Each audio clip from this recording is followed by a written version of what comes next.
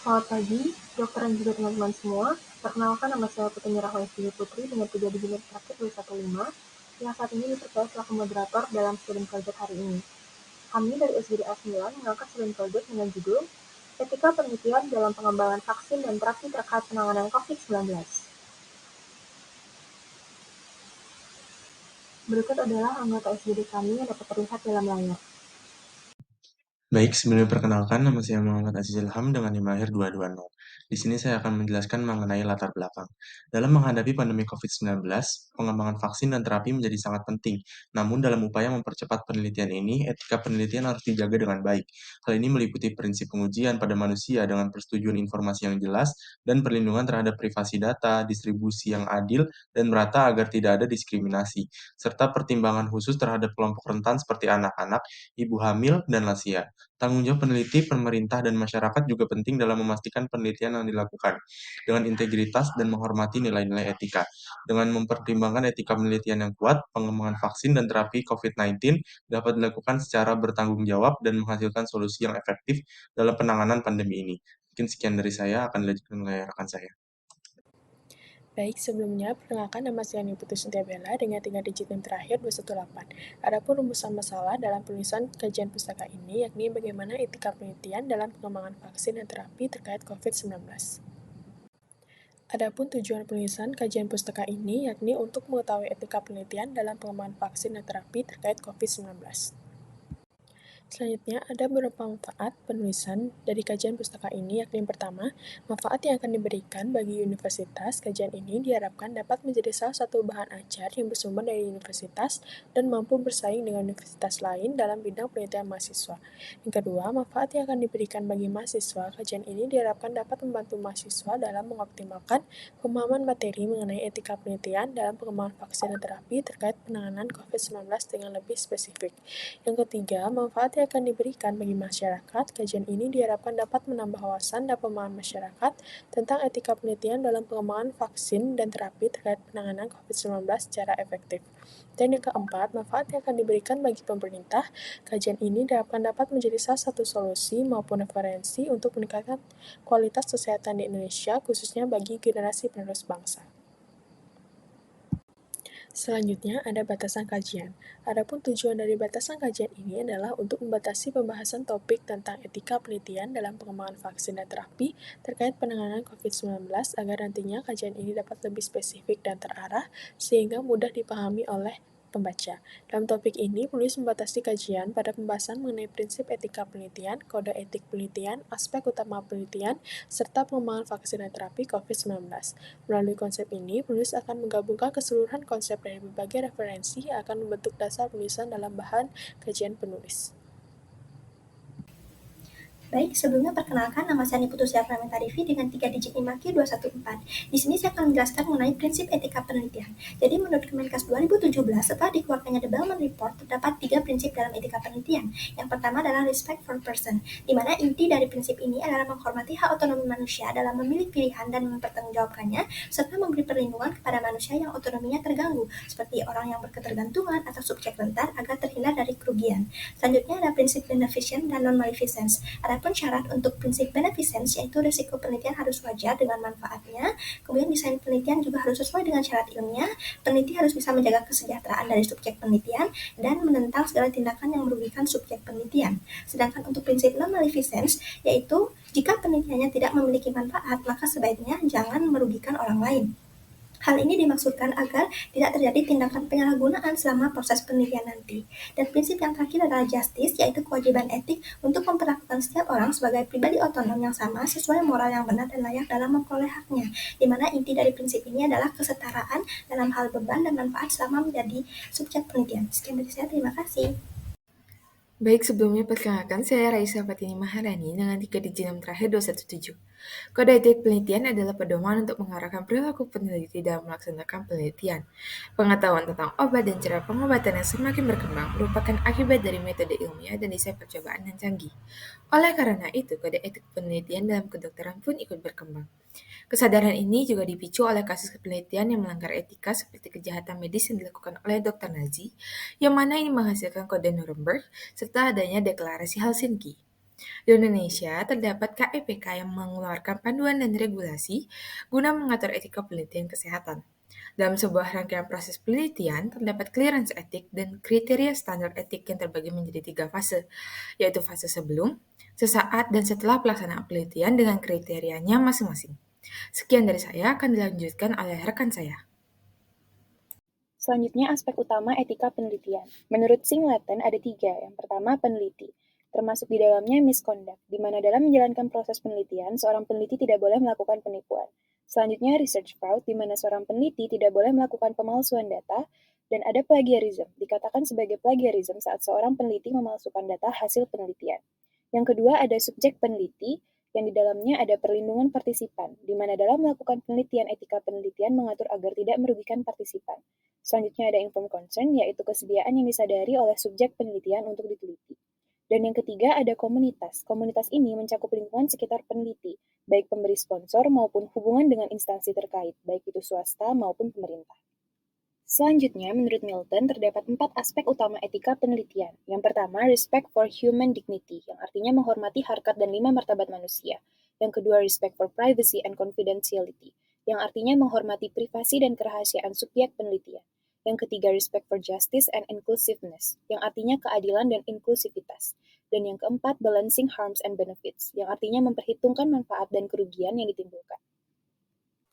Baik, sebelumnya perkenalkan saya Komara Satria Muatama dengan 3 digit terakhir 225. Di sini saya izin melanjutkan presentasi terkait penelitian etik usulan penelitian. Jadi, penelitian etik usulan penelitian adalah salah satu komponen penting dalam perencanaan penelitian yang bertujuan untuk memastikan bahwa penelitian yang diusulkan memenuhi standar etika yang berlaku.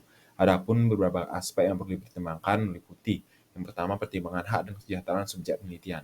Dalam penelitian melibatkan manusia ataupun hewan, penting untuk memastikan bahwa subjek penelitian diperlakukan dengan menghormati dan bahwa risiko serta manfaat penelitian telah dipertimbangkan secara matang. Yang kedua ada keabsahan ilmiah. Penelitian diusulkan harus didasarkan pada metode ilmiah yang kuat dan memiliki dasar teoritis yang solid. Selanjutnya ada integritas penelitian, yakni sebuah kejujuran dan integritas dalam pelaksanaan dan pelaporan penelitian harus dijaga, baik itu dari plagiarisme, pencurian data, ataupun manipulasi hasil penelitian juga harus dihindari. Selanjutnya ada dampak sosial dan keberlanjutan. Penelitian yang diusulkan harus mempertimbangkan dampak sosial yang mungkin timbul dan keberlanjutan dari penelitian tersebut. Misalnya, penelitian yang melibatkan manusia harus membantu meningkatkan kesehatan atau kesejahteraan manusia secara keseluruhan. Sedangkan penelitian lingkungan harus mempertimbangkan dampaknya terhadap ekosistem dan lingkungan alam. Mungkin sekian dari saya. Terima kasih. Akan lanjutkan rekan saya.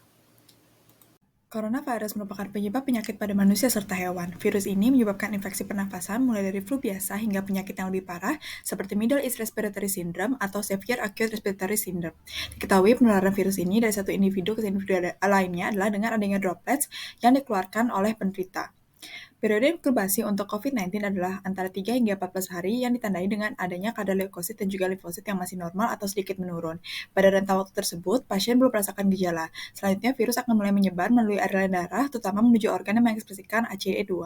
Pada saat ini, pasien mulai merasakan gejala ringan. Pada hari keempat hingga ke-7 dari gejala awal, kondisi pasien mulai menurun dan memburuk, ditandai dengan adanya timbul sesak, menurunnya kadar limfosit, serta terjadi perburukan lesi di paru. Jika pada fase ini pasien tidak ditangani dengan baik, maka dapat terjadi acute respiratory distress syndrome, sepsis, serta komplikasi lain.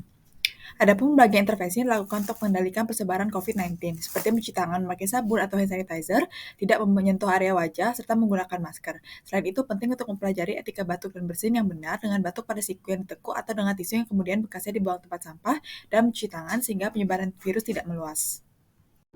Sebelumnya perkenalkan nama saya Alfi Aulia Rosma dengan NIM akhir 222. Di sini saya akan menjelaskan tentang pengembangan vaksin dan terapi.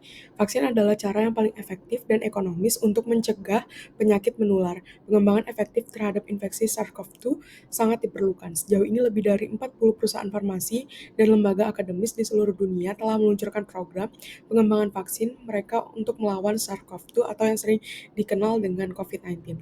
Vaksin mRNA memiliki keunggulan dibandingkan vaksin konvensional lainnya dengan tidak adanya integrasi genom, respon imun yang berkembang, perkembangan yang cepat dibandingkan jenis vaksin lainnya, dan kemampuan memproduksi antigen multimerik.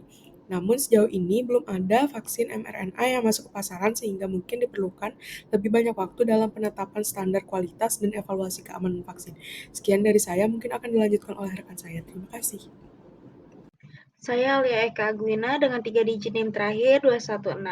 Baik, tahapan penelitian dalam pembentukan vaksin itu diperlukan beberapa tahapan untuk memastikan vaksin yang dibuat sudah aman, bermutu, dan berkhasiat. Secara umum, ada beberapa tahapan yang harus dilalui, antara lain uji preklinis, kandidat vaksin diujikan pada hewan untuk menilai keamanan, termasuk tantangan dalam penelitian. Selanjutnya, uji klinis fase 1, kandidat vaksin diberikan kepada kelompok relawan berjumlah puluhan orang dewasa sehat untuk mengetahui aspek keamanannya. Selanjutnya, uji klinis fase 2, kandidat vaksin diberikan kepada ratusan orang yang memiliki karakteristik sesuai dengan karakteristik sasaran vaksin yang diharapkan untuk menilai imunogenitas, kemampuan untuk menimbulkan kekebalan dengan menghasilkan antibodi diukur sebelum dan setelah diberikan vaksin. Selanjutnya, uji klinis fase 3, kandidat vaksin diberikan kepada ribuan orang untuk mengetahui efikasi vaksin, namun dinilai juga imunogenitas dan keamanan vaksin. Pada umumnya, uji klinis fase 3 ini dilakukan di beberapa negara. Selanjutnya, fase 4, post-marketing surveillance, studi lanjutan setelah vaksin disetujui dan mendapatkan izin edar dari BPOM untuk digunakan di masyarakat. Tujuan fase 4 adalah untuk memonitor efek samping atau kejadian ikutan pasca imunisasi atau KIPI yang akan nampak pada jumlah penerima vaksin yang lebih banyak dan untuk melihat dampak jangka panjang vaksin di masyarakat. Sekian dari saya, terima kasih. Baik, sebelumnya perkenalkan, nama saya Eka Citra Lestari dengan 3 digit NIM terakhir 226. Di sini saya akan memaparkan mengenai vaksin COVID-19 yang ditetapkan di dunia, di mana vaksin ini merupakan upaya yang protektif dan ekonomis untuk pencegahan penularan, pembentukan antibodi, mengurangi risiko penularan, dan mengurangi dampak berat dari virus COVID-19 ini. Adapun beberapa vaksin yang ditetapkan di dunia, yaitu pertama ada vaksin Sinovac, di mana vaksin ini yang berjenis inactivated vaccine yang diproduksi oleh China. Setelah itu ada vaksin Pfizer, itu dimulai pada Januari 2020 dan dibuat oleh BioNTech. Setelah itu ada vaksin Moderna, di mana vaksin ini dikembangkan oleh perusahaan Amerika yaitu Moderna Inc. yang merupakan vaksin mRNA. Setelah itu yang terakhir ada vaksin AstraZeneca Oxford, yaitu dibuat berdasarkan adenovirus simpanse dan dimodifikasi guna menghasilkan protein di dalam sel manusia. Sekian dari saya, terima kasih. Vaksin COVID-19 yang ditetapkan di Indonesia, yang pertama ada Sinovac. Vaksin buatan Sinovac Biotech yang diberi nama CoronaVac merupakan jenis vaksin inaktivasi. Artinya, kandungan vaksin ini bersifat token yang telah dimatikan atau dilemahkan. Vaksin ini memiliki kandungan yang dapat merangsang terbentuknya sistem kekebalan tubuh tanpa menyebabkan efek samping yang berbahaya. Yang kedua, ada vaksin AstraZeneca, merupakan vaksin program vaksinasi dari pemerintah. Vaksin ini merupakan vektor adenoviral atau rekombinan. Vaksin ini harus disimpan pada suhu 2 hingga 8 derajat Celcius. Vaksin ini harus digunakan setelah 6 jam saat vaksin ini dibuka atau saat digunakan dalam vaksinasi. Yang ketiga, vaksin Moderna merupakan vaksin yang dikembangkan oleh Moderna Inc. serta National Institute of Allergy and Infectious Diseases yang bertempatan di Amerika Serikat. Vaksin ini merupakan vaksin mRNA dengan cara kerja menggunakan virus yang sudah dilemahkan. Yang keempat, vaksin Sinopharm merupakan vaksin buatan Cina yang telah diujikan ke beberapa negara. Vaksin ini menggunakan virus yang sama dengan vaksin Sinovac, yaitu virus yang telah diinaktivasi atau dilemahkan. Yang kelima, vaksin Pfizer merupakan vaksin yang diberikan untuk mencegah terjadinya COVID-19. Vaksin ini tidak mengandung virus hidup, tapi virus ini memberisikan kode genetik sebagai bagian penting dari SARS-CoV-2 yang disebut sebagai protein lonjakan atau spike protein. Yang keenam, vaksin Novavax merupakan vaksin yang berasal dari Amerika yang menggunakan subunit virus. Vaksin ini menggunakan fragmen protein yang tidak berbahaya serta menghasilkan respon imun dengan aman. Sekian dari saya sampaikan, terima kasih. Perkenalkan kembali, nama saya Putu Mirahwai Putri dengan 3 digit NIM terakhir 215. Adapun kesimpulan dari studi proyek ini, yaitu tingginya tingkat penularan COVID-19 juga diiringi dengan adanya perkembangan vaksin yang sangat pesat, di mana diawali dengan review artikel, lalu uji klinis, fase 3, dan juga preklinis, lalu pada awal produksi massal, prioritas vaksin diperuntukkan untuk petugas kesehatan dan juga sosial, kemudian dilanjutkan ke kelompok masyarakat yang berisiko tinggi. Lalu pada perkembangan vaksin sendiri dilakukan secara bertahap, yaitu ada vaksin mati atau dilemahkan, subunit vaksin, vaksin mRNA, vaksin DNA, vaksin live vector, dan vaksin peptida sintesis atau epitope.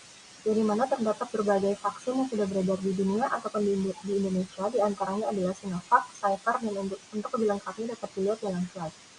Lalu, terdapat terapi yang berbasis imunitas, diantaranya adalah plasma convalescence dan immunodulator, seperti interferon beta-1A dan juga penghambat kinase. Adapun saran dari student project ini adalah diperlukannya pengkajian lebih lanjut terkait dengan pengembangan metode vaksinasi dari berbagai jenis penyakit yang lebih efektif dan juga efisien dalam upaya meningkatkan mutu kesehatan di Indonesia. Sekian dari pemaparan student project kami. Mohon maaf jika ada kesalahan kata. Akhir kata, kami ucapkan terima kasih.